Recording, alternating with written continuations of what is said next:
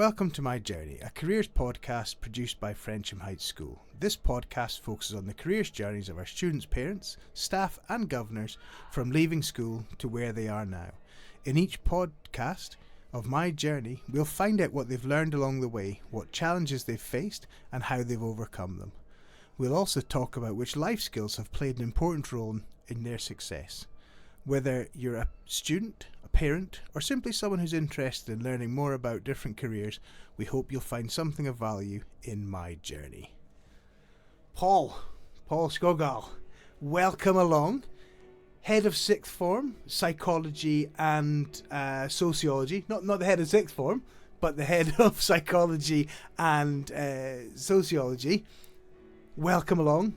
Thank you for joining us in the studio. No stranger to a studio. You've been in studios before, is that correct? I've been in loads of studios because, as you know, my career has been between sociology, psychology and music. So yes, I'm certainly familiar with the studio environment. Fantastic. So Paul, at the moment you work for Frensham, head of psychology, head of sociology. Presumably when you left school, that's what you wanted to do? That's a really good question, but the answer is obviously actually no, that was not my original plan. Let me take you back to Denmark in the 70s. I was very fortunate to grow up in a family that was very interested in the world around us, in music and in literature. And I went to international schools, which in those days were almost unheard of, where there was actually only one or two. So, Danish speaking, or is it all international languages? Good question. We had about 20 different languages at school. So I was in what we call the Danish part of the school, but we interacted with the international students, and that's how I learned English very quickly.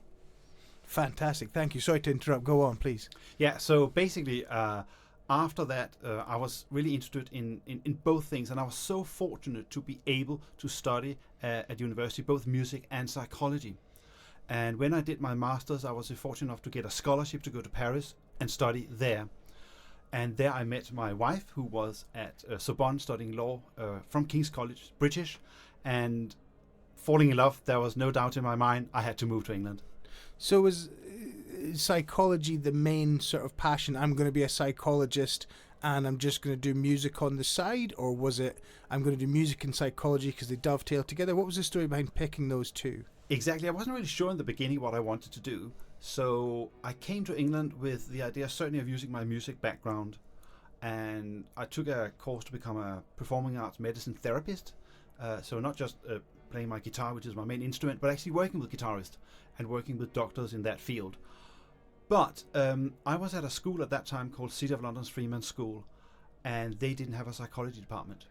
And they came to me and another colleague and said, would you please set up our first psychology department in our sixth form? And from that on, I was really hooked on classroom teaching. I thought it was such a brilliant thing working with the young people, particularly of that age, and teach them about psychology and then sociology.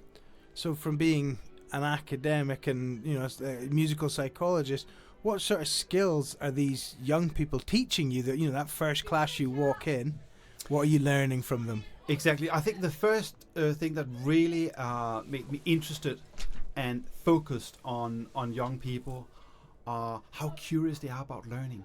They really want to know, and how you as an educator absolutely need to be on your toes and just dive into that environment. Fantastic. So where was that first teaching? But remind me, sorry? Yeah, the school was City of London's Freeman School. Okay, sorry. Yeah. Which is actually outside of London, but belonging to City of London, yeah. So from there straight to Frensham, or where was the... No, so then I had a career both in the independent sector and the state sector, actually moving up through the system, to becoming a vice principal with all the responsibility that entails and the challenges such as taking a sixth form through an ISI inspection. And after that, when I thought, I've really done this, I'd always been interested in coaching. So I took 2 coaching qualifications, and I used those in education as part of my classroom practice, but also as part of my leadership responsibilities. Sure, so that the coaching is using models, I guess, such as grow and things, or grow. And how does that inform or empower students when you teach them, particularly at Frensham where you are now? Yeah, I think Frensham is a perfect school for using coaching education, because what it does, it challenges students to think for themselves and find the solution, not just given to you what we call spoon feeding, but by using a variety of resources and coming out with a final answer. And that's where coaching is really powerful in supporting students in getting to that place. So sort of allowing them to almost take the lead in their learning. Absolutely. That's so interesting, isn't it? That by empowering people, we'd set them free, whereas traditionally in education or traditionally in management, it's all about telling people what to do and almost keeping them down, isn't it? Absolutely, and that's why I love being at Frensham Heights, because this is about progressive teaching. So we have that space in the classroom and in other activities with the students to do exactly that with them.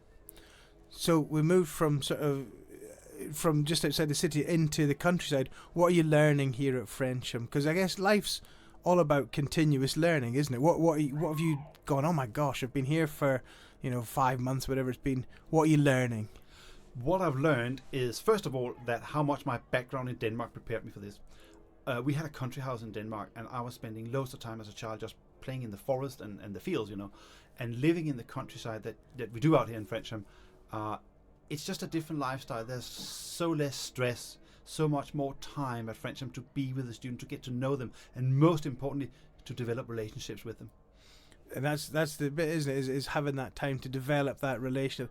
And I guess it's a two-way street, right? Isn't it? It's that the relationship between the tutor and the pupil, or the student and the teacher, however you want to define it. It's that two-way street, which takes a while to build up, though, doesn't it? It does, certainly. But I think the way the timetable actually works at Frensham really allows us to do that with our tutor time and extended lunch breaks, and slightly longer school days.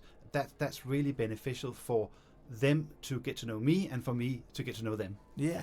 Now, I know that you touched on it, but you just shot over the top of it, and I want to dig back deeper into it. You're a professional musician, right? Yes. So, have you got rock star stuff? How does that all come about? Tell us some of your experiences and what you've learned from that. First of all, self-motivation. Sure.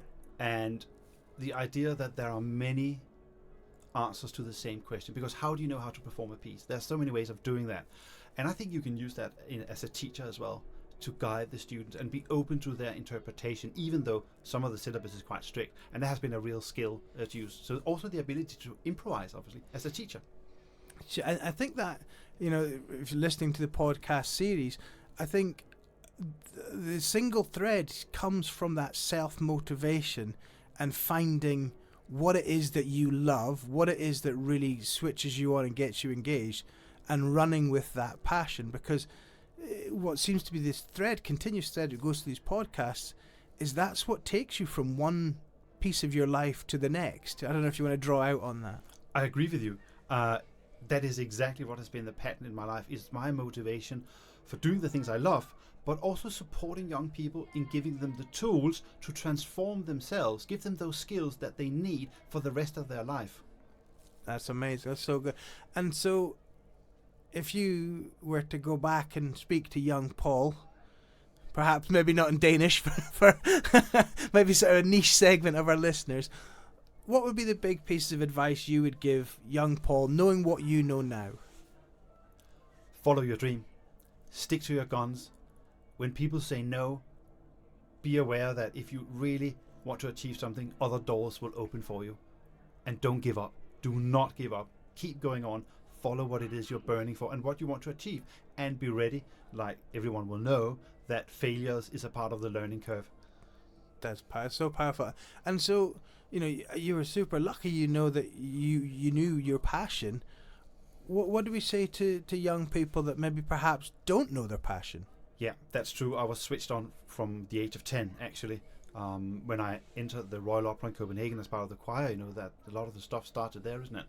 I would say to young people, give yourself time. Don't get stressed out about modern media and what you read on Instagram and other places.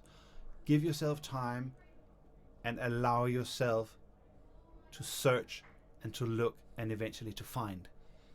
And perhaps putting yourself into those situations, like you were put into the international school with such a broad, diverse culture, getting into those, positions would expose you to, all these different opportunities, eh? I think that's pure wisdom. And this is what students should do here at Frensham. Take all the opportunities they have to learn about themselves and maybe discover a future that they didn't think were actually for them, but that turns out at the end to be that's exactly what they were meant to do. Fantastic. I think we're going to leave that there on a real positive. Paul, thank you so much. It's been an absolute pleasure talking to you. And maybe we'll get you back for season 2 and you can talk about the impact that the further impact that you've had at Frensham Heights. Thank you so much. Thank you, Grant. It's been a pleasure being on your show. Thank you. Perfect. Thank you.